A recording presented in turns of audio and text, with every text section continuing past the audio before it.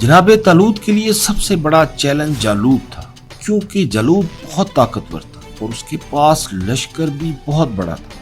پھر بھی جناب طالوت نے جالوت سے جنگ کا اعلان کر دیا۔ جناب طالوت بنی اسرائیل کی نافرمانی، عہد شکنی اور ہٹ درمی سے اچھی طرح واقف تھے۔ وہ جانتے تھے کہ یہ میری قوم ہٹ درمی کا شکار ہے۔ جب حضرت طالوت بنی اسرائیل کا لشکر لے کر نہر اردن کے کنارے پہنچے تو قوم سے کہا، جو شخص اس نہر سے سیراب ہو کر پانی پیے گا وہ میری جماعت میں نہیں رہے گا، اور اگر کوئی چلو بھر پانی لے لے تو کوئی بات نہیں۔ لیکن جب یہ لوگ نہر پر پہنچے تو چند افراد کے علاوہ سب نے خوب پیٹ بھر کر پانی پی لیا۔ حضرت طالوت جب نہر سے گزر گئے تو وہی ہوا جس کا ڈر تھا۔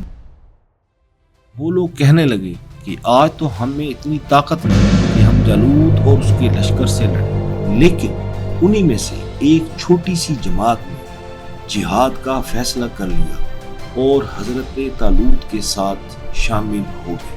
جس طرح غزوہ بدر میں 313 صحابہ تھے، بالکل اسی طرح حضرت طالوت کے ساتھیوں کی تعداد بھی 313 تھی۔ دونوں لشکر آمنے سامنے آ گئے۔ دونوں فریقین میں خوب ڈٹ کر مقابلہ ہوا، لیکن لشکر میں شامل ایک کم عمر نوجوان نے، جو کہ غیر مسلح تھا لیکن کمال کا نشانے باز تھا، لوہے سے لدے ہوئے جالوت کو اپنی غلیل سے نشانہ بنا کر قتل کر دیا۔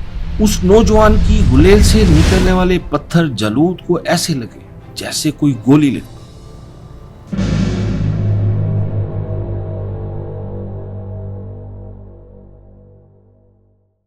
جس نوجوان نے طالوت کو پاش پاش کر دیا تھا وہ کوئی اور نہیں بلکہ کم عمر حضرت داؤد علیہ السلام تھے۔